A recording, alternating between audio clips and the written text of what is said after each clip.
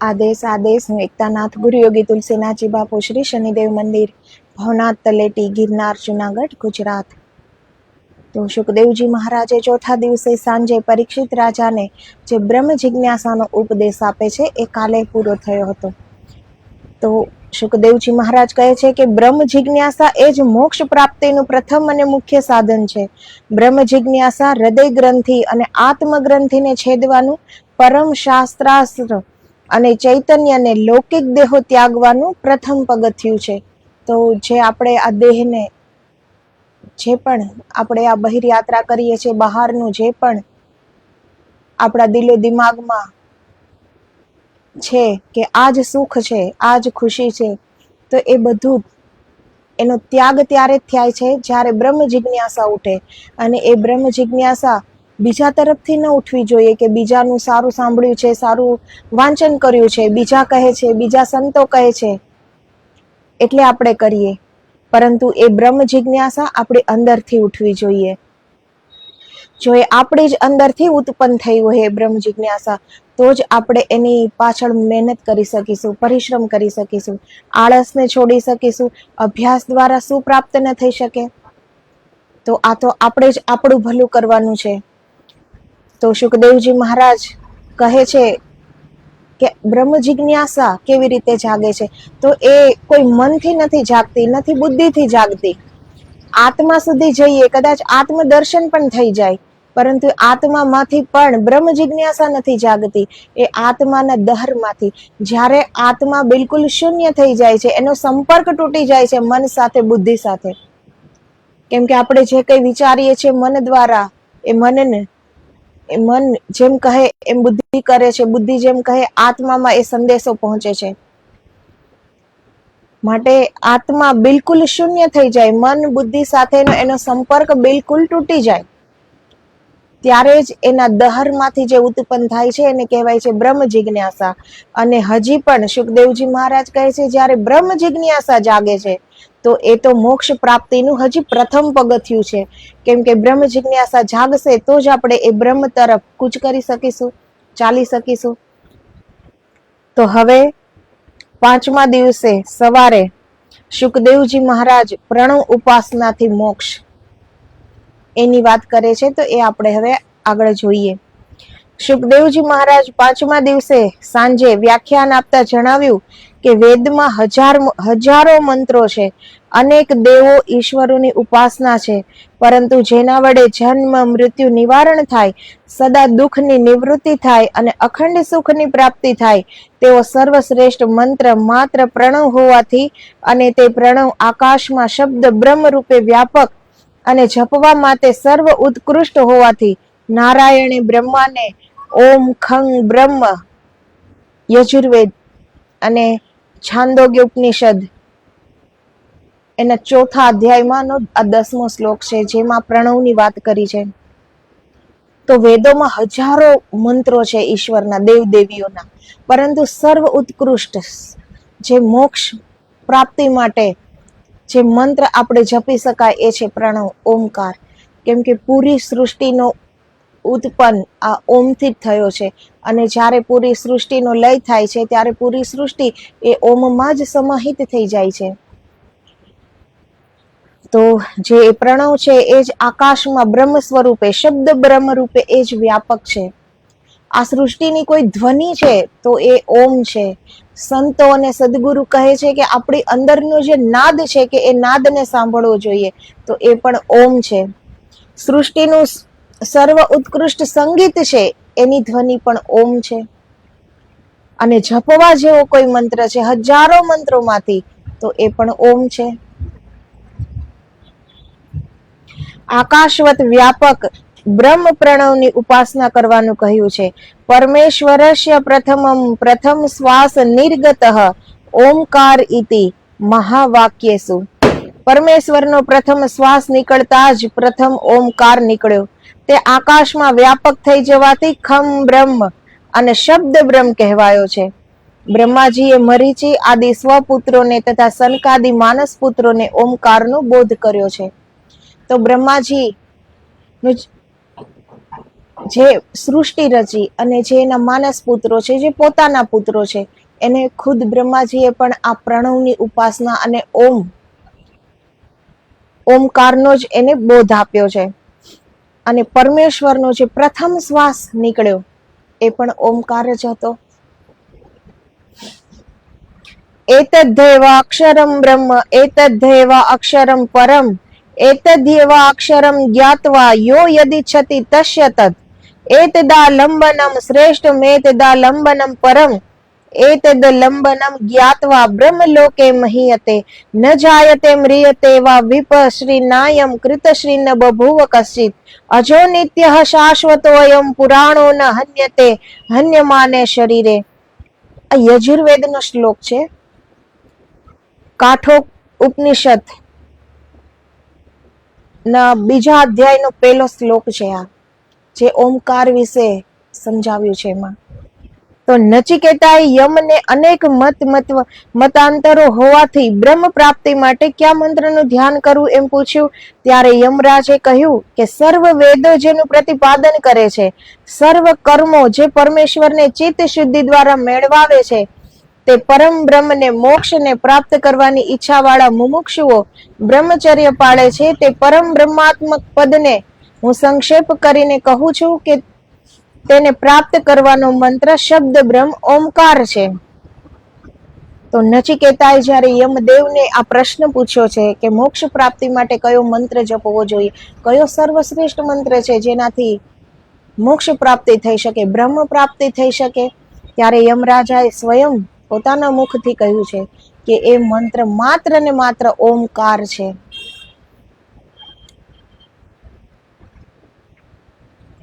તે અક્ષર બ્રહ્મ રૂપ છે. આ અક્ષર શ્રેષ્ઠ મંત્રોમાં અતિ શ્રેષ્ઠ છે.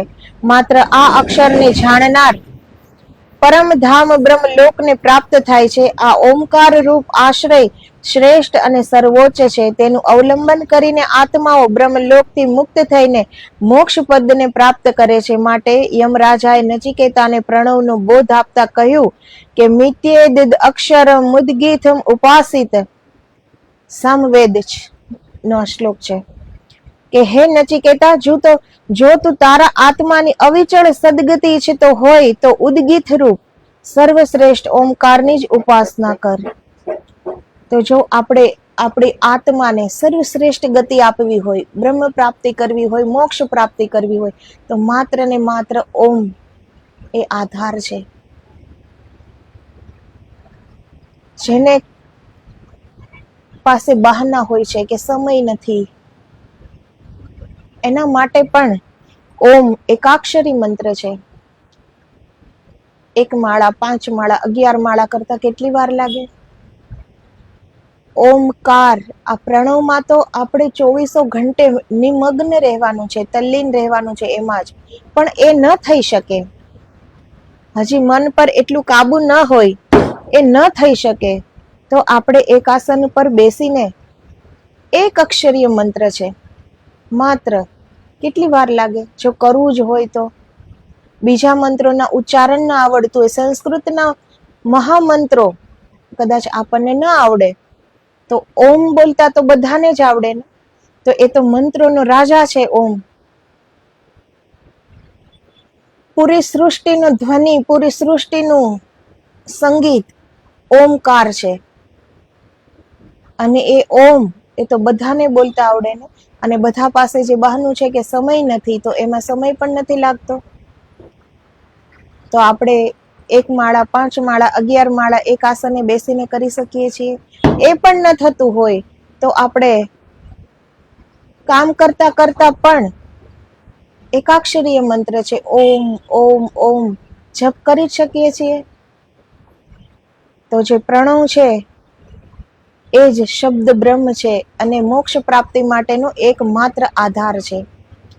જ્યાં સુધી આપણે બીજા દેવ દેવીઓના જે વેદોમાં હજારો મંત્ર છે, તો જ્યાં સુધી આપણે એ મંત્રોનું અનુષ્ઠાન કરીએ, એનો જપ કરીએ, તો જો એમાં આપણે નિમગ્ન રહીએ, તલ્લીન રહીએ, જો એ પ્રભુ સ્મરણમાં આપણે લીન રહી શકતા હોઈએ, તો આપણને એ દેવલોક પ્રાપ્ત થાય છે. જેવી રીતે બ્રહ્માજીના કોઈ મંત્ર છે તો બ્રહ્મલોક પ્રાપ્ત થાય છે, વિષ્ણુ ભગવાનના, નારાયણના કોઈ મંત્ર છે વૈકુંઠ લોક પ્રાપ્ત થાય છે, શિવજીના ભક્તોને શિવલોક પ્રાપ્ત થાય છે. પરંતુ ત્યાં આપણા પુણ્ય, જ્યાં સુધી આપણે એ પુણ્ય અર્જિત કર્યું છે ત્યાં સુધી આપણે એ લોકમાં રહી શકીશું. અને એ પુણ્ય જ્યારે પૂરું થશે ત્યારે ફરી પાછું આપણે આ જન્મ મૃત્યુની સાંકળમાં પાછા ઘેરાઈ જશું, પાછું આ પૃથ્વી પર આવવું પડશે. તો જેને મોક્ષ પ્રાપ્તિ કરવી હોય, જેને પરમાત્મામાં સાથે એક થઈ જવું હોય, કે એમાં કોઈ ભેદ ન રહે, કે હું અને પરમાત્મા, આત્મા અને પરમાત્મા, જેમાં કોઈ ભેદ ન રહે, જો એ સ્થિતિ સુધી જવું હોય, એ પ્રાપ્ત કરવું હોય, તો માત્ર ને માત્ર પ્રણવ ઉપાસના, ઓમકારનો જપ, એનો અનુષ્ઠાન આપણે કરવું જોઈએ, એનો જપ કરવું જોઈએ. એ ઓમની ધ્વનિ સાથે પૂરી સૃષ્ટિની ધ્વનિ સમાહિત છે. અને ઓમમાં હર એક લોક અને હર એક દેવી દેવતાઓ ઓમની અંદર સમાહિત છે. તો માત્ર ને માત્ર ઓમના ઉચ્ચારણથી હર એક દેવી દેવતાઓના એ મંત્ર આપણે લઈએ છીએ એમ જ માનવું જોઈએ. કેમ કે હર દેવી દેવતા એની અંદર સમાહિત છે, હર લોક એની અંદર સમાહિત છે. એ કોઈ એક દેવનો કે એક દેવીનો મંત્ર નથી. તો ઓમનું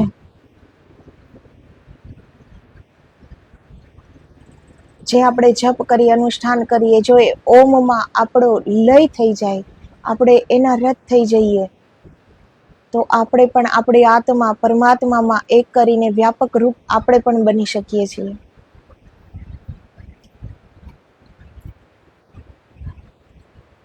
તો કે જેના વડે તું જન્મ મૃત્યુથી મુક્ત થઈને પરમ મોક્ષને મેળવીશ. કેમ કે પ્રણવ અક્ષર પરમાત્માનું પ્રતીક અને વાચ્ય હોય. તમામ મંત્રો અને યજ્ઞો ઓમથી જ પ્રારંભ થાય છે. તો આપણે ગમે તે મંત્ર કરીએ, પરંતુ પ્રારંભ તો આગળ તો ઓમ બોલવો જ પડે છે દરેક મંત્રની આગળ. તો એ ઓમ જ પ્રથમ મંત્ર છે, ઓમ જ સર્વ ઉત્કૃષ્ટ મંત્ર છે. પ્રણવ સર્વ મંત્રોપનિષદ બીજ સનાતનમ પ્રણવ સર્વ વેદાનામ આદિમો નાત્ર સંશય. શક્તિ ગીતાનો આ શ્લોક છે કે પ્રણવ સર્વ મંત્રો, ઉપનિષદો અને વેદોનું સનાતન બીજ છે. અર્થાત પ્રણવમાંથી તમામ મંત્રો, વેદો, ઉપનિષદો વગેરે ઉત્પન્ન થયેલા છે એમ ભાગવતમાં કહ્યું છે. તેમજ શક્તિ ગીતામાં માતાએ પ્રણવ વેદો કરતા પ્રથમ અને વેદોનું મૂળ છે, એમાં કાંઈ જ સંશય નથી એમ કહ્યું છે. તો વેદ, ઉપનિષદ, આપણે બીજા કોઈ મંત્રનો જપ કરીશું તો એ વેદનો હશે, શાસ્ત્રનો, ઉપનિષદનો હશે. પરંતુ ઓમમાંથી તો આ વેદ અને ઉપનિષદ અને શાસ્ત્રની રચના થઈ છે. વેદ વ્યાસજી, નારાયણ ભગવાનના અવતાર વેદ વ્યાસજીએ જે વેદોની રચના કરી છે એ આ પ્રણવ ઓમમાંથી જ રચના કરી છે. તો ઓમમાં તો હર વેદ, હર શાસ્ત્ર, હર ઉપનિષદ, સાંખ્ય, હર એક ગ્રંથ એ ઓમમાંથી પ્રગટ થયેલા છે. તો એ જ મૂળ છે. જેવી રીતે જમીનમાં આપણે બીજ વાવીએ છીએ તો તેનું વૃક્ષ ઊભું થાય છે, તો ઓમ છે એ મૂળ છે, એ બીજ છે બધાનો. જે બીજા મંત્રો છે એ તો ઓમના બીજની ઉપજ છે, પરંતુ ઓમ એ મૂળ છે.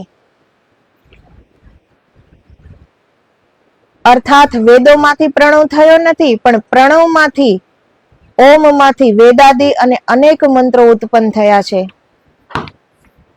સર્વ માયામય પ્રપંચ જગતમાં સત્ય જ્ઞાન તથા અવિનાશી જ્ઞાન લક્ષણ વાળા બ્રહ્મને તું ચૈતન્ય આત્મા જપી શકે છે.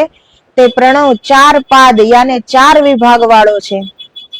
ઓમ એ 4 ભાગ, 4 વિભાગ વાળો છે. અ, ઉ, મ અને જે ઓમની ઉપર માત્રા આવે છે તો એ 4 વિભાગ વાળો છે. આત્મા અધ્યક્ષર ઓમકાર અક્ષરથી અભિન્ન રૂપે ઓમકાર સ્વરૂપ છે. અર્ધ માત્રા તથા અકારાદિ 4 માત્રા વાળો ઓમકાર અકાર, ઉકાર, મકાર અને અર્ધ માત્રા સ્વરૂપે છે. તેના પાદો રૂપે અકાર, ઉકાર અને મકાર એ ત્રણેય માત્રાઓથી અર્ધ માત્રા વિલક્ષણ સત્વગુણી હોવાથી તે ચારેયને જુદી પાડે છે. અર્થાત અર્ધમાત્રા તત્વગુણી અને ત્રણેય પાદોની અધિષ્ઠાતા છે. પ્રણવની અ, ઉ, મ અને અર્ધમાત્રા એમ 4 માત્રાઓ છે. તેમાં ઉકારમાં જડાત્મા એટલે ઝાડ, પહાડ, જીવાત્મા એટલે પશુ, પક્ષી, કીટ, પતંગ ઇત્યાદિ, આત્મા એટલે મનુષ્ય અવતારી જીવો તથા મકારમાં ઇન્દ્ર, ચંદ્ર, સૂર્ય, વરુણ, વાયુ, દિક્પાલ આદિ દેવો અને અકારમાં બ્રહ્મા, વિષ્ણુ, શિવ, શક્તિ, ઈશ્વરો તેમના લોકો, બ્રહ્માના લોકો, વિષ્ણુલોક, શિવલોક, શક્તિલોક સહિત અને અર્ધમાત્રા કે જેના અધિપતિ અક્ષર બ્રહ્મ, પ્રકૃતિ પુરુષ, પરબ્રહ્મ નારાયણ છે. તે પોતાના ગોલોક યાને બ્રહ્મલોક સહિત અક્ષરધામમાં રહેલા છે. તો આ 4 વિભાગમાં હર જીવાત્મા પૂરી સૃષ્ટિ સાથે, પૂરા બ્રહ્માંડ સાથે, હર લોક સાથે, હર દેવી દેવતાઓ સાથે અને જે 84 લક્ષ યોની કહી છે એના સાથે, એના જે 84 લક્ષ યોનીના જે દેવો છે, અધિદેવો છે એના સહિત આ ઓમકારમાં સમાહિત છે. તો એકલા ઓમના ઉચ્ચારણમાં આ બધાનું નામ લેવાઈ જાય છે. સ બ્રહ્મા, સ શિવ, સ ઇન્દ્ર, સો અક્ષર, પરમઃ સ્વરાટ, સ એવ વિષ્ણુ, સ પ્રાણ, સ કાલો અગ્નિ, સ ચંદ્રમા. કૃષ્ણ યજુર્વેદીયનો શ્લોક છે. તે પ્રણવમાં બ્રહ્મા, વિષ્ણુ, રુદ્ર, વિનાશી અક્ષર બ્રહ્મ, ઇન્દ્ર, કાલાગ્નિ, ચંદ્રમા વગેરે આવેલા હોય સર્વ ઓમકાર રૂપ જ છે. કેમ કે આ તમામ દેવો અને ઈશ્વરો ઓમકારમાં જ આવેલા છે. પૂરી સૃષ્ટિ આ ઓમમાંથી જ ઈશ્વરે પૂરી સૃષ્ટિનું સર્જન કર્યું છે. તો પછી જે પણ જીવ માત્ર જડ હોય કે ચેતન હોય, પરંતુ એ ઓમમાંથી જ ઉત્પન્ન થયું છે. તો કોઈ ઓમ સિવાય તો કોઈનું અસ્તિત્વ છે જ નહીં એના વગર તો. કેમ કે એમાંથી જ તો બધું પ્રગટ થયું છે, ઉત્પન્ન થયું છે, સર્જન થયું છે. ઋગ્વેદમાં જણાવ્યું છે કે ઇન્દ્ર, મિત્ર, વરુણ, અગ્નિ, દિવ્ય સંપૂર્ણ ગુરુત્માન એ સર્વ દેવો એક ઓમકારમાં જ સમાવેશ થયેલા છે. તેને ઋષિઓ બહુ પ્રકારે વર્ણવે છે. પ્રણવ ઓમકાર તમામ સૃષ્ટિ કરતા પહેલાનો આદિ એટલે પ્રથમ છે. તે સૃષ્ટિ ચાલવાના મધ્ય સમયે પણ છે અને સૃષ્ટિના નાશ પછી અંત સમયે પણ કાયમ રહેવાનો છે. આ ઓમકારને જાણ્યા પછી મનુષ્ય આત્મભાવ અને બ્રહ્મભાવને પ્રાપ્ત થાય છે. ઓમ દેવાનામ પ્રથમઃ. ઓમકાર તમામ દેવો ઈશ્વરોનો પહેલાનો છે. અર્થાત દેવો ઈશ્વરો ઓમકારમાંથી જ ઉત્પન્ન થયેલા છે. પણ ઓમકાર પ્રણવ દેવો ઈશ્વરોમાંથી ઉત્પન્ન થયેલો નથી. તો જે પણ મંત્ર છે, જે પણ દેવી દેવતાઓ છે, ઓમકારમાંથી ઉત્પન્ન થયા છે. પૂરી સૃષ્ટિ કેટલા લોક છે, એક સૃષ્ટિ એકલી તો નથી. આ પૃથ્વી લોક જે આપણે જોઈ શકીએ છીએ તો આ એક માત્ર લોક તો નથી, એવા કેટલા લોક છે. તો એ બધાનું સર્જન માત્ર ને માત્ર ઓમકારમાંથી થયો છે. તો એ ઓમકાર છે એ કોઈ ઈશ્વર બનાવેલો મંત્ર નથી. ઓમકાર તો આદિ અનાદિ છે. જ્યારે ઈશ્વરની પહેલાનો છે ઓમકાર. એ શાશ્વત છે, સનાતન છે. ઓમ એ હતો, મધ્યમાં પણ છે અને જ્યારે સૃષ્ટિનો નાશ થશે ત્યારે પણ રહેશે. કેમ કે આ સૃષ્ટિનો તો અનેક વાર લય થઈ ગયો છે, અનેક વાર વિનાશ થઈ ગયો છે. ત્યારે આ પૂરી સૃષ્ટિ એ ઓમકારમાં જ લય પામી જાય છે. તો જ્યારે કંઈ પણ નથી રહેતું ત્યારે ઓમકાર તો રહે જ છે. અને જ્યારે કંઈ પણ નહોતું, ઈશ્વરનું પણ અસ્તિત્વ નહોતું, ત્યારે પણ ઓમકાર હતો. કેમ કે ઈશ્વર એની પણ ઉત્પત્તિ ઓમમાંથી જ થઈ છે. પીપલાદ મુનિએ શિબી ઋષિના પુત્ર સત્યકામને કહ્યું કે આ ઓમકાર પરબ્રહ્મ તથા પરમ બ્રહ્મ અપર બ્રહ્મ છે. તે અક્ષર એટલે અવિનાશી છે તથા તે પરમ બ્રહ્મનો વાચક છે. તેથી ઓમકાર વડે પરમ બ્રહ્મને જાણ્યા પછી પરમ બ્રહ્મનું ધ્યાન કરવા કહેલું છે. કેમ કે જે આત્મા ઓમકારનું પરમ બ્રહ્મ રૂપે ધ્યાન કરે છે તે અક્ષર રૂપ પરમ બ્રહ્મને પ્રાપ્ત કરે છે. તો આપણે એ જાણ્યું કે ઓમકાર પ્રણવ એ શું છે. એ દેવોથી પણ ઊંચું એનું સ્થાન છે, હર મંત્રોથી ઊંચું એનું સ્થાન છે, પ્રથમ સ્થાન છે, જે અવિનાશી છે, જેનો નાશ કોઈ પણ કાળમાં નથી. તો જો આ આપણે જાણી લીધું તો એ ઓમકારનું હવે આપણે ધ્યાન કરવું જોઈએ, એની ઉપાસના કરવી જોઈએ, એની સાધના કરવી જોઈએ, એનામય જીવન આપણે જીવી શકીએ એવું અભ્યાસ કરવો જોઈએ. અર્થાત તે આત્મા અક્ષર બ્રહ્મ અક્ષરધામમાં ગોલોકવાસી થાય છે. પરંતુ જે પરમ બ્રહ્મ પરમેશ્વરનું ઓમકાર વડે ધ્યાન કરે છે તે પુરુષ જ્ઞાન સ્વરૂપ એવા પરમ બ્રહ્મ અપર બ્રહ્મને મૂળ સ્વરૂપ મોક્ષને જ પ્રાપ્ત કરે છે. તો જ્યાં સુધી આપણે બીજા કોઈ મંત્રનો સહારો લેશું ત્યાં સુધી આપણને એ જ દેવતાઓનું લોક પ્રાપ્ત થશે. પરંતુ ઓમકારનો ઉપાસના કરશું તો આપણને એનું મૂળ સ્વરૂપ મોક્ષને જ આપણે પ્રાપ્ત થશું. કેમ કે આપણને આ માનવ શરીર મળ્યું છે એ મોક્ષ પ્રાપ્તિ માટે જ મળ્યું છે. કે જે પણ કર્મ આપણે કરીને આવ્યા છીએ એ કર્મ આપણે ભોગવી લઈએ અને બીજા કર્મ ઊભા ન કરીએ. અને જે માટે આપણે આવ્યા છીએ એ જ આપણે કરી શકીએ. તો આપણો જે પરમ આદર્શ છે એ છે પરમ મોક્ષની પ્રાપ્તિ. તો એ આપણો પરમ ધ્યેય, જીવ માત્રનો પરમ ધ્યેય એક જ હોવો જોઈએ, મોક્ષ પ્રાપ્તિનો. તો જે આ યમરાજા અને નચિકેતની જે આ વાત થઈ ઓમકાર વિશે, તો આજે જે કાળી ચૌદસ આજે છે, તો આજે બધાને પ્રદોષ સમયે યમરાજાનું તર્પણ, યમદેવના જે 14 નામો છે એનાથી તર્પણ કરવું જોઈએ. જે પિતૃ સૂક્ત છે, યમ સૂક્ત છે, આજે એનો પાઠ કરવો જોઈએ. અને યમરાજાને એ પ્રાર્થના કરવી જોઈએ કે આપણા પિતૃઓ જ્યાં પણ છે એને સદગતિ પ્રાપ્ત થાય. તો વર્ષમાં એક જ દિવસ, આ દિવસ એવો છે જે આપણે યમરાજાને પ્રસન્ન કરી શકીએ છીએ, એની પ્રાર્થના કરી શકીએ છીએ આપણા પિતૃઓ માટે. એ પિતૃઓ આપણા હોય કે બીજાના હોય, બધા માટે પ્રાર્થના હોવી જોઈએ કે પિતૃલોકમાં હર પિતૃઓને આજે એક પ્રકાશ પ્રાપ્ત થાય. એટલે જ આજનું જે વિધિ વિધાનથી જે પૂજન કરતા હોય છે એ આજે યમરાજના તર્પણ બાદ 14 દીવાઓ લોટના બનાવીને અને કોઈ કૂવા પાસે કે શિવાલયમાં એ દીપદાન કરે છે. અને એક સળગતી મસાલ ચોમુખી દીવો કરીને એ ત્યાં લઈ જાય છે. તો એ એક પ્રાર્થના છે કે આજે પિતૃલોકના હર પિતૃઓને આજે એક પ્રકાશ મળે. પ્રકાશ એટલે કોઈ ઉજાસની વાત નથી, પરંતુ એક જ્ઞાનનો પ્રકાશ મળે કે જે એ આત્માઓ કઈક ઈચ્છાઓ એની બાકી રહી ગઈ છે અને એ યોનિમાં ગયા છે, તો એમાંથી એ મુક્ત થઈ શકે, એટલું એને જ્ઞાન પ્રાપ્ત થાય અને એ આગળ વધી શકે, એના આગળનો માર્ગ પ્રશસ્ત થઈ શકે. તો એ માટેની આજે પૂજા એ દરેકે કરવી જોઈએ. ષોડશોપચાર પૂજા બધા કરી શકે ન કરી શકે, પરંતુ આપણે આપણા પિતૃઓ માટે આટલું જરૂર કરવું જોઈએ.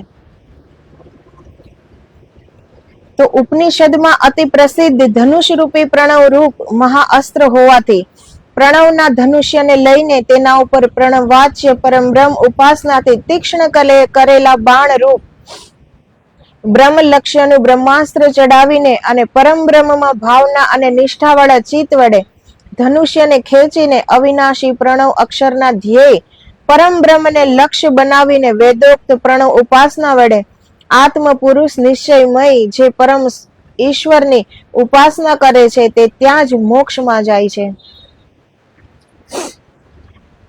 એટલે એક બાણ હાથમાં હોય અને એનું અનુસંધાન, જે ધનુર્ધારી હોય છે એનું અનુસંધાન કેવું હોય છે કે તીર એ જો સાધી લે છે, બાણ ઉપર તીર આવી ગયું તો એના લક્ષ્યને ભેદીને જ પાછું આવે છે ને. તો એવી રીતે જેને મોક્ષની ઈચ્છા છે, જો જેને સ્વયંને ઓળખવાની ઈચ્છા છે કે મારું સ્વરૂપ શું છે, હું કોણ છું, ક્યાંથી આવ્યો છું,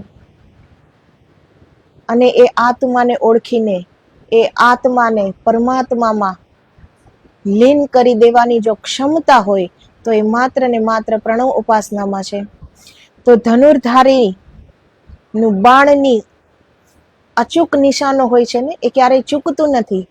એવી જ રીતે જેને મોક્ષની ઈચ્છા છે તો પ્રણવ ઓમ એના રૂપી બાણ લઈ લ્યો હાથમાં, અને જ્યાં સુધી એ મોક્ષ પ્રાપ્ત ન થાય એનું અનુસંધાન આપણે આંખ સામે એ ધ્યેય રાખવો જોઈએ કે આપણું એ તીર ત્યાં જ પહોંચે, આપણે મોક્ષ પ્રાપ્ત કરી શકીએ. તો ધનુર્ધારીનું બાણ જેવી રીતે અચૂક હોય છે કે એ એના નિશાના પર જ જાય છે, એમ આપણો પણ સંકલ્પ એટલો દ્રઢ હોવો જોઈએ કે આપણે અગર મોક્ષ પ્રાપ્ત કરવો છે તો હર તરફ ક્યાંય પણ ભટકવાની જરૂર નથી. જ્યાં પણ આપણું લક્ષ્ય છે, નિર્ધારિત લક્ષ્ય, એને પહોંચવા માટેના પ્રયાસ કરવા જોઈએ. અને સાચો નિશાનેબાજ એ જ છે કે જે આપણું નિશાન છે ત્યાં આપણે પહોંચી શકીએ. પ્રણવની ઉપાસના એક રીતે થતી નથી પણ ઘણી રીતે થાય છે. તેનું વર્ણન કરી પ્રશ્નોપનિષદ 5મા અધ્યાયના 3જા શ્લોકમાં છે, જે પીપલાદ મુનિએ સત્યકામને કહ્યું છે કે જે ઓમકાર પ્રણવની એક જ ઉ માત્રાનું ધ્યાન કરે છે તે ઉકાર માત્રાની ઉપાસનાથી આ પૃથ્વી લોકના સુખને પ્રાપ્ત થાય છે. તો બધાને તો ઈચ્છા મોક્ષ પ્રાપ્તિની હોતી નથી. પછી જેવી જેની સોચ, તો એમાં પણ જે આ 4 વિભાગ છે ઓમકારના, તો એના એક એક અક્ષરની અલગ અલગ પ્રાપ્તિ છે. તો જે ઉકારની ઉપાસના કરે છે એને આ પૃથ્વી લોકનું હર સુખ પ્રાપ્ત થાય છે. એને પૃથ્વીમાં આવેલા આ ઉપાસકને ઋગ્વેદના દેવતા સુખ સમૃદ્ધિ વાળા મનુષ્ય શરીરમાં લઈ જાય છે. ત્યાં જાપક આત્મા તપ, બ્રહ્મચર્ય અને શ્રદ્ધા વડે સંપન્ન થઈ મનુષ્ય શરીરના સુખ, મહિમા, આનંદનો અનુભવ કરે છે. અર્થાત રાજ્ય, લક્ષ્મી, બુદ્ધિ અને પુરુષ શરીર પ્રાપ્ત કરે છે. તેથી આગળ પ્રશ્ન ઉપનિષદ 5મા અધ્યાયમાં 4થા શ્લોકમાં કહ્યું છે કે જે ઉ અને મ એવી પ્રણવની 2 માત્રાનું મન સંપન્ન ધ્યાન કરે છે તેને યજુર્વેદના અભિમાની દેવતા અંતરિક્ષ સોમલોકમાં એટલે કે સ્વર્ગ લોકમાં લઈ જાય છે. ઉ અને બ, ઉ અને મ એ 2 માત્રાની ઉપાસના જો કરતો હોય તો એને સ્વર્ગ લોક પ્રાપ્ત થાય છે. ત્યાં સ્વર્ગ વિભૂતિઓનો અનુભવ કરી પુણ્ય પૂર્ણ થતા તે આત્મા પાછો જગતમાં આવે છે. તો જ્યાં સુધી મોક્ષ પ્રાપ્તિ ન થાય ત્યાં સુધી, તો જ્યાં સુધી આપણે કંઈક કર્યું હોય છે સત્કર્મ, ઉપાસના, ધ્યાન, સાધના, એનું ફળ જ્યાં સુધી આપણી પાસે હોય છે ત્યાં સુધી આપણે એ સુખદ ફળ ભોગવી શકીએ છીએ.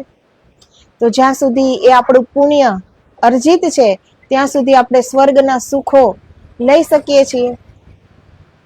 પણ એ પછી પાછું આ જગતમાં આવવું પડે છે.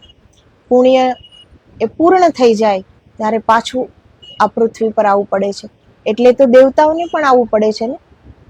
ઇન્દ્ર રાજા છે એ કોઈ એકના એક તો ઇન્દ્ર નથી, દેવના દેવ.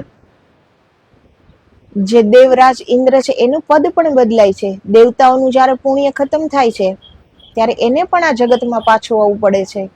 અને જે આ સૃષ્ટિમાં જે સત્કર્મ જે લોકો કરે છે એને પાછું સ્વર્ગ પ્રાપ્ત થાય છે, સ્વર્ગના દેવો બને છે. તો આ જન્મ મરણ મૃત્યુના ફેરામાંથી દેવો પણ બચી શકતા નથી. કેમ કે જેને સ્વર્ગની લાલસા છે એ જો સ્વર્ગમાં ગયા તો પોતાનું પુણ્ય અર્જિત છે ત્યાં સુધી તો એ સુખ ભોગવશે, પરંતુ ત્યાં એટલા ઉપભોગો છે કે એમાં એને ઈશ્વર ક્યારેય યાદ નહીં આવે, તો એ પાછું પુણ્ય તો સંચિત નહીં જ કરી શકે. અને જે પુણ્ય છે એ ત્યાંના વૈભવ વિલાસમાં એ પૂર્ણ કરી દેશે. એટલે જ તો દેવતાઓના પુણ્ય ખત્મ થઈ જાય છે. કેમ કે જે કર્યું છે એ પ્રમાણે એને ત્યાં સુખો મળે છે, અને પછી તો કોઈ ભેગું છે નહીં. પછી તો એને કોઈ અધ્યાત્મ પૂંજી કોઈ જ ભેગી કરી નથી. તો એને પાછું આ જન્મ મૃત્યુના ફેરામાં આવી જવું પડે છે. આ જગતમાં ફરીથી આવી જાય છે. તો જ્યાં સુધી બીજા મંત્રોના, બીજા અક્ષરોના આપણે જપ કરીશું ત્યાં સુધી તો કોઈ પણ સુખ મળે, પણ એ પૂર્ણ થતા પાછું આ જગતમાં આવવું જ પડશે. માટે જ પૂર્ણ ઓમકારનો જે જપ કરે છે, જેને મોક્ષની આકાંક્ષા છે, એ જ આમાંથી બચી શકે છે. અને એ પરમાત્મામાં એક થઈને પૂરી સૃષ્ટિમાં વ્યાપક રૂપ બ્રહ્મરૂપ બનીને વિચરે છે. પછી એનું કોઈ અલગ સ્વરૂપ નથી, અલગ અસ્તિત્વ નથી. જેમ એક બુંદ સાગરમાં ભળીને સાગરનો પર્યાય બની જાય છે, પછી શું એ બુંદને આપણે અલગ ઓળખી શકીશું કે અલગ છે સાગરથી? એ સાગરમાં ભળી ગઈ તો હવે એ પણ સાગરનું રૂપ બની ગઈ. એવી રીતે આત્મા જ્યારે પરમાત્મામાં એક થઈ જાય છે, એકાકાર થઈ જાય છે, ત્યારે આપણું અલગ અસ્તિત્વ રહેતું જ નથી. આપણે પણ એ જ પરમાત્મા બની ગયા. તો એ પૂરી સૃષ્ટિમાં, પૂરા બ્રહ્માંડમાં વ્યાપક છે, અણુ અણુમાં વ્યાપક છે, હર જગ્યાએ એની મોજૂદગી છે.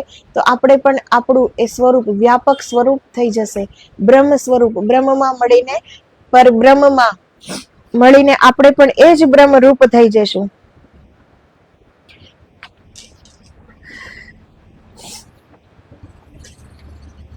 તો તેને યજુર્વેદના અભિમાની દેવતા અંતરિક્ષ લોક સોમલોકમાં એટલે કે સ્વર્ગ લોકમાં લઈ જાય છે. ત્યાં સ્વર્ગ વિભૂતિઓનો અનુભવ કરી પુણ્ય પૂર્ણ થતા તે આત્મા પાછો જગતમાં આવે છે.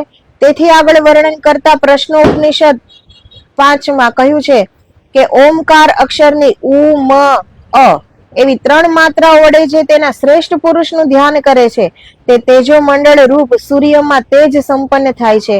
તે પછી જેવી રીતે સાપ તેની કાચળી ઉતારે છે તેવી રીતે તે સર્વ પાપોથી મુક્ત થાય છે અને તે સૂર્ય લોકમાંથી આગળ વધીને જેની ઉપાસના કરતો હોય તે અર્થાત બ્રહ્માના લોક, વિષ્ણુના લોક, શિવ લોક કે શક્તિ લોકમાં તેને સામવેદના અધિષ્ઠાતા અભિમાની દેવતા લઈ જાય છે.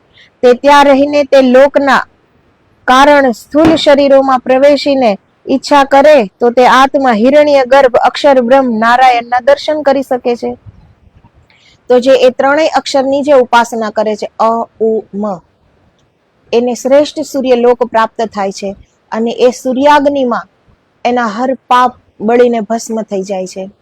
અને એ પછી એ જે પણ દેવતાઓનું એને ઉપાસના કરી છે એ લોક એને પ્રાપ્ત થાય છે. અને એ લોક પ્રાપ્ત થાય ત્યારે એ લોકમાં રહીને પણ એ જે ઉપાસના શરૂ રાખે, એના એ ઈશ્વરમય પ્રભુ સ્મરણ શરૂ રાખે તો એને નારાયણ અક્ષર બ્રહ્મ નારાયણના દર્શન પ્રાપ્ત થાય છે. પરંતુ મોક્ષ પ્રાપ્ત નથી થતો. દેવતાઓના દર્શન થાય છે, દેવતાઓના લોકમાં એ ઈચ્છે ત્યાં જઈ શકે છે, હર લોકમાં પોતાની ઈચ્છા અનુસાર જઈ શકે છે અને એને ત્યાં આ સ્થૂળ શરીર પણ પ્રાપ્ત થાય છે, કેમ કે શરીરમાં રહીને જ એ સુખોનો ઉપભોગ કરી શકે છે. તો બધા પુણ્ય એ ત્યાં ખતમ કરી નાખે છે અને પાછો આ જગતમાં આવી જાય છે. તો વેદોમાં કહેવાયેલા શ્રેષ્ઠ પવિત્ર શબ્દો ઓમકાર રૂપ છે, જેને વિશે વેદો રહેલા છે અને જે વેદોના કરતા વધારે અમૃત યોગ બળ વાળા સર્વ કામનાના ઈશ્વર છે, જેને વિશ્વેશ્વર કહેલા છે. તે નારાયણ વિશ્વના સેતુ રૂપ છે, અર્થાત મોક્ષમાં જવાના પુલ રૂપી નારાયણ છે. જે બ્રહ્મ વિશ્વના સર્વ પ્રાણીઓનો આત્મા એટલે સકલ વિશ્વ અને વિશ્વેશ્વર નારાયણ કરતા ઉત્કૃષ્ટ અને સર્વ જીવોના આધારભૂત મહતાન મહત એટલે પરમ મહાન છે. નારાયણે કહ્યું કે હું ઘણા વેદો વડે પ્રતિપાદિત છું તથા વેદવિત વેદાંતકાર વેદ વ્યાસ પણ હું જ છું. તો વેદ વ્યાસ એ નારાયણના જ અવતાર છે. એટલે કહે છે કે હું હર વેદોથી પ્રતિપાદિત છું. હર આપણે જ નારાયણનો કોઈ પણ ઉપાસના કરીએ, કોઈ પણ એનો મંત્ર કરીએ, જપ કરીએ, અનુષ્ઠાન કરીએ તો એનો લોક આપણને પ્રાપ્ત થાય છે, એના દર્શન પણ આપણે પ્રાપ્ત કરી શકીએ છીએ.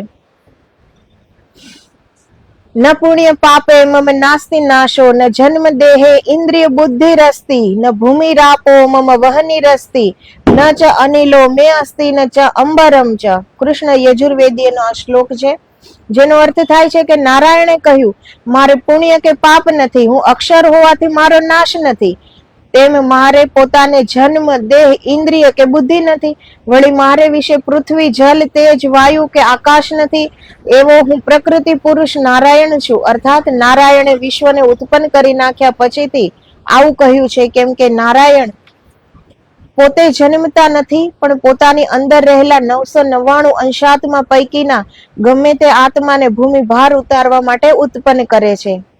તેથી નારાયણ પોતે જગતમાં જન્મતા નથી એમ કહ્યું છે. તો આ નારાયણે ખુદ કહ્યું છે કે હું એનો એ પૂર્ણ અવતાર નથી. જેટલા પણ આપણે ઈશ્વરના અવતાર તરીકે જેને આપણે પૂજીએ છીએ એ ઈશ્વરના પૂર્ણ અવતાર નથી, એના અંશાત્મા છે. માત્ર એનો એક અંશ એ આ ભૂમિનો ભાર ઉતારવા માટે આવે છે. તો વિવેકી પુરુષ ઋગ્વેદના મંત્રો વડે આ મનુષ્ય લોકને યજુર્વેદના મંત્રો વડે મકારના અને અકારના દેવો ઈશ્વરને જે જેને ભજે તેના લોકને અર્થાત સૂર્યલોક, ચંદ્રલોક, દેવલોક, પિતૃલોક, તપલોક, બ્રહ્મલોક, શિવલોક, વિષ્ણુલોક, શક્તિલોક એવા અકારના વા મકારના અંતરિક્ષ લોકને પ્રાપ્ત થાય છે. મકારના લોકની પ્રાપ્તિને સાલોક્ય એટલે કે તેમના લોકોના જેવા થાય તે મુક્તિ કહે છે, અને અકારના ચારે ઈશ્વરોના લોકની પ્રાપ્તિને સારૂપ્ય એટલે કે પ્રાપ્ત કરેલ ઈશ્વરના જેવા જ રૂપે એટલે બ્રહ્માના લોક બ્રહ્માના જેવા, વિષ્ણુલોક વિષ્ણુના જેવા, શિવલોક શંકરના જેવા અને શક્તિલોક શક્તિના જેવા તેવી જ આકૃતિના તેવા જ હાથ પગાદી વાળા થાય છે, તે મુક્તિ કહે છે. તેમાં ઈશ્વર અને તેના લોક વચ્ચે ગુણ શક્તિનો જ માત્ર તફાવત હોય છે. તે સિવાય તમામ રીતે સમાન આકૃતિ હોય છે. પરંતુ જે વિદ્વાન અર્ધમાત્રા અક્ષર બ્રહ્મ નારાયણને વિવેક વડે જાણીને જપે છે તે અર્ધમાત્રામાં દ્રષ્ટિવૃત્તિ રાખેલા પ્રણવ જપથી બ્રહ્મલોક યાને ગોલોકને પ્રાપ્ત કરે છે, અને ત્યાં તે અક્ષર બ્રહ્મની માયાના તત્વગુણી સત્પુરુષ રૂપે, શાંત રૂપે, સર્વ પ્રપંચથી રહિત રૂપે, જરારૂપી વિકારથી રહિત અને અભય રૂપે વિશ્વના મૂળ રૂપ પરબ્રહ્મ નારાયણના સમીપમાં રહીને પરબ્રહ્મના સાક્ષાત્કાર દર્શન કર્યા કરે છે. આને સામીપ્ય મુક્તિ કહેલી છે. તો સામીપ્ય મુક્તિ એટલે કે એની સમીપમાં રહેવાનું મળે છે, પ્રાપ્ત થાય છે. જે પૂર્ણ ઓમકાર, જે અર્ધ માત્રાને જપે છે એને અ ઉ મ એને જપે છે તો એ લોકના એને એ લોક પ્રાપ્ત થાય છે. પરંતુ જે અર્ધ માત્રાને જપે છે તેને સ્વયં પરબ્રહ્મ નારાયણના સામીપ્ય મળે છે. એ એની સમીપમાં રહી શકે છે અને એના જ જેવું રૂપ સમાન આકૃતિ વાળો દેહ મળે છે એને. પરંતુ પ્રણવ પરના બિંદુના ધ્યાનથી પરમ મોક્ષની પ્રાપ્તિ થાય છે. પ્રણવના 4 માત્રાની ઉપાસનાનું જુદું જુદું ફળ મળે છે. પરીક્ષિત રાજાએ પૂછ્યું, પ્રણવ વડે પરમાત્માનું ધ્યાન કરવું એમ આપણે જણાવ્યું, પરંતુ પ્રણવ એ જ પરમાત્મા છે કે પરમાત્મા કોઈ બીજો છે? સુખદેવજી કહ્યું, ઓમ મિત્યે એકાક્ષર બ્રહ્મ. પ્રણવ અક્ષર બ્રહ્મ છે અને તસ્ય વાચક પ્રણવઃ. યોગ દર્શન સમાધિપાદ સૂત્ર 27 આ શ્લોક છે. તે પ્રણવ પરમેશ્વરનો વાચક હોવાથી પ્રણવનું વાચ્ય પરમેશ્વર છે. પરંતુ પ્રણવ તે જ પરમેશ્વર નથી, કિંતુ પરમેશ્વર જુદો છે એમ સમજીને તજ પ તદર્થ ભાવનમ તે ભાવથી પ્રણવનો અર્થ યાને હેતુ પરમાત્મા છે. તે પરમાત્મા પ્રણવના વાચ્ય છે, માટે પ્રણવના જાપ કરવા તે પરમેશ્વરનું જ ધ્યાન છે.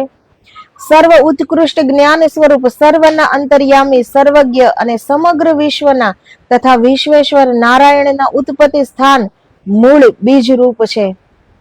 ઈશ્વર પ્રણિધાનાદ્વા યોગ દર્શન સમાધિપાદ સૂત્ર 23 કે પરમેશ્વરનું પ્રણિધાન એટલે ઈશ્વરને આત્મા સમર્પણ કરવાથી તેના ધ્યાન વડે મોક્ષ પ્રાપ્ત થાય છે. કેમ કે ઋતુંબરા તત્ર પ્રજ્ઞા યોગ દર્શન સમાધિપાદ સૂત્ર 48 કે પ્રજ્ઞાજન્ય પ્રત્યક્ષ જ્ઞાનથી કેવલ્ય બ્રહ્મ મોક્ષનો અનુભવ કરાવનારી ઋતુંબરા એટલે બ્રહ્મ ધારણાનો લાભ થાય છે. ત્યારે મહર્ષિ વ્યાસજીના કથનાનુસાર સ્વાધ્યાયાદ ઉદ્યોગમ આસિત યોગાત સ્વાધ્યાય મામનેત. સ્વાધ્યાય વડે યોગમાં નિમગ્ન થઈ જતા યોગ અને સ્વાધ્યાયથી આત્મ લાભ મળે છે, અર્થાત આત્મબળ પ્રાપ્ત થાય છે અને તે આત્મામાં પરમાત્માનો પરમ ઉત્કૃષ્ટ જ્ઞાન પ્રકાશ વ્યાપ્ત થાય છે કે જેનાથી અનેક જન્મ જન્માંતરોના પાપો બળીને ભસ્મ થાય છે. જ્યાં સુધી આપણી અંદર જ્ઞાનની અગ્નિ જલતી નથી ત્યાં સુધી આપણે પાપોમાંથી મુક્ત નહીં થઈ શકીએ. જે પાપ કરીને આવ્યા છીએ એ પાપ આપણે ભોગવવાનું જ છે, પરંતુ જ્ઞાનની અગ્નિ જો અંદર સળગતી હશે તો એ આપણે સમજ આવશે આપણામાં કે આપણા જ કરેલા છે, એ હસતા હસતા એના પૂરા કરી નાખશે. જેવી રીતે મૂર્ખ લોકો કલ્પાંત કરીને એના કર્મો ભોગવે છે. પાપી હોય કે પુણ્યશાળી હોય, કર્મ બધાને ભોગવવા પડે છે, પરંતુ જે જ્ઞાનવાન મનુષ્ય છે એ હસતા હસતા ભોગવી લે છે. એ ખુશ થાય છે કે આ કર્મ મારા પૂરા થાય છે. જ્યારે પાપ કર્મ પૂરા થાય છે પછી જ પુણ્યનો ઉદય થાય છે. અગર મનુષ્ય દેહ મળ્યો છે તો આ પુણ્યનો ઉદય છે, પરંતુ પૂર્વ જન્મમાં કેટલા જન્મ લઈને આપણે અહીં આવ્યા છીએ? કોઈ પહેલો જન્મ તો છે નહીં. યુગ યુગાદિથી આપણે ચાલતા આવ્યા છીએ. 84 લક્ષ યોની પાર કરીને આ મનુષ્ય દેહ મળ્યો હશે. તો જ્યાં સુધી જ્ઞાન ની અગ્નિ આપણી અંદર નહીં જલે ત્યાં સુધી એક મૂર્ખની માફક આપણને સાધારણ સમજીને કે આપણે અહીં આ ભૌતિક સુખો ભોગવવા માટે જ આવ્યા છીએ એટલું જ સમજીને બહિર્મુખી યાત્રા જ કરશે, બહિર્યાત્રા જ કરશે. અને જે પાપો કરીને આવ્યા છે એ સામે આવશે ત્યારે પણ કલ્પાંત કરશે અને બીજા પાપો પણ ભેગા કરશે. એ કોઈ બંધન મુક્તનું તો વિચારી નહીં શકે કે જે કરીને આવ્યા છે પૂરા કરી લઈએ અને બીજા ન બાંધીએ, કેમ કે એ સોચ તો હોવાની નથી. એ માટે એ જ્ઞાન જોઈએ. તો જ્યાં સુધી આત્મા સુધી આપણે પહોંચી જઈએ ને કે આત્માને પણ ઓળખી લઈએ, ત્યાં સુધી પણ મોક્ષ પ્રાપ્તિ નથી. તો એ આત્માના દહરમાંથી જ્યારે એક જિજ્ઞાસા ઉત્પન્ન થાય છે, બ્રહ્મ જિજ્ઞાસા, એ મોક્ષ પ્રાપ્તિ માટેનું પ્રથમ પગથિયું છે હજી. અને મોક્ષ પ્રાપ્ત કરવા માટેનો એકમાત્ર આધાર છે પ્રણવની ઉપાસના, ઓમકારની ઉપાસના. તો એ ઓમ એનું ઉચ્ચારણ કરતા જ જગતની હર દેવી દેવતાઓ, હર શક્તિ, હર લોક, આ સૃષ્ટિ, પૂર્વ બ્રહ્માંડ એની અંદર સમાહિત છે. તો એક સાથે બધાની ઉપાસના થઈ જાય છે. તો મનથી કે જીહવાથી, બુદ્ધિથી કે શ્વાસથી જ્યાં સુધી એ ઉચ્ચાર થાય છે ત્યાં સુધી મોક્ષ પ્રાપ્તિ નથી થતી. એ બધા પગથિયા છે કે ધીરે ધીરે આપણું મન એકાગ્ર થાય અને આપણે આત્માની અંદરની ઊંડાઈથી એ નામ લઈ શકીએ, જ્યાંથી એ જિજ્ઞાસા ઉઠી હતી, આત્માના દહરમાંથી. અને ત્યાંથી જો આપણે એટલા અંદર ઉતરીને આપણે જો એ નામ લઈ શકીએ ત્યારે પરમ જ્ઞાનને આપણે પ્રાપ્ત થઈ શકીએ. અને એ જ પરમ જ્ઞાન આપણને પરમ બ્રહ્મ પરમાત્મા સાથે જોડી દેશે. તો જ્ઞાનની જ્યોતિ જ્યાં સુધી નહીં જલે ત્યાં સુધી તો ખ્યાલ પણ નહીં આવે કે આપણે શું કરવાનું છે. તો જ્યાં સુધી આપણને સમજ નથી, જ્યાં સુધી જ્ઞાન નથી, અને સૌ પ્રથમ કે જ્યાં સુધી આપણે કરવું નથી. જો કરવું છે તો સમજ બધામાં છે. સમજ એટલી તો બધામાં જ છે કે પ્રભુ સ્મરણ કરવું જોઈએ અને કોઈનું અહિત ન કરવું જોઈએ. એ તો બધાને સમજણ છે ને. પરંતુ જે સમજ છે એ જીવનમાં અમલમાં નથી ને, એટલે આ બધા કર્મના બંધનો આપણે ઊભા કરતા રહીએ છીએ. તો જે કરીને આવ્યા છીએ એ જ હજી આનંદથી આપણે ભોગવી નથી શકતા અને બીજા કર્મો આપણે ઊભા કરી દઈએ છીએ. એટલે આ જન્મ મૃત્યુની શૃંખલા એમ જ ચાલતી રહે છે.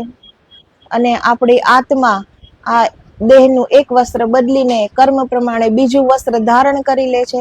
તો આત્માને આપણે ભટકાવતા રહીએ છીએ. તો 84 લક્ષ યોની પાર કરીને, 84 લક્ષ યોનીની પીડાઓ સહન કરીને, એ વેદનાઓ સહન કરીને આપણને આ મહા અમૂલ્ય માનવ દેહ મળ્યો છે. જો એમાં આપણે કંઈ નહીં કરી શકીએ તો ફરીથી એ 84 લક્ષ યોની સામે જ છે. અને એમાં તો આપણી પાસે એ ઇન્દ્રિય છે નહીં કે આપણે કોઈ બ્રહ્મ પ્રાપ્તિ માટે કઈ કાર્ય કરી શકીએ, કઈ કરી શકીએ. ઇતર યોનીમાં તો કઈ ખબર નથી ને કે બ્રહ્મ પ્રાપ્તિ કેવી રીતે કરવી. તો ફરીથી 84 લક્ષ યોની પૂરી થાય અને કઈક આપણા પુણ્યનો ઉદય થાય અને પાછો માનવનો આ દેહ મળે. તો જો અત્યારે જ મળ્યો છે, અત્યારે જ આપણને આ દેહ પ્રાપ્ત થયો છે, તો કઈક પ્રાપ્તિ કરીએ. સાવ બેઠા રહીએ, ન કરવાનું કરીએ, ન બોલવાનું બોલીએ, ન ખાવાનું ખાઈએ, ન કરવાનું કરીએ, નિંદા કરીએ, કોઈની કુથલી કરીએ, ઈર્ષા કરીએ, 2-5 ઘડીના સુખ માટે ફરવા જઈએ, મોબાઈલમાં ટીવીમાં સમય બગાડીએ. તો એ સમય આપણે સત્કર્મ કરીએ. એ સમયમાં આપણે પ્રણવ ઉપાસના કરીએ, ઓમકારનું ઉચ્ચારણ કરીએ. માત્ર એક એકાક્ષરીય મંત્ર છે, જાજો સમય પણ નહીં લાગે. આપણા માટે જ છે, આ કઈ બીજા માટે તો છે નહીં. આપણે જ આપણું ભલું કરી શકીએ છીએ. સદગુરુ જેને પ્રાપ્ત છે એ પણ રસ્તો બતાવી શકે છે. ચાલવું તો આપણે જ પડે છે ને. તો હજી આ યુગમાં રસ્તો બતાવવા વાળા છે, તો એ મોકો આપણે ન ગુમાવીએ. કળિયુગનું આ પ્રથમ ચરણ છે.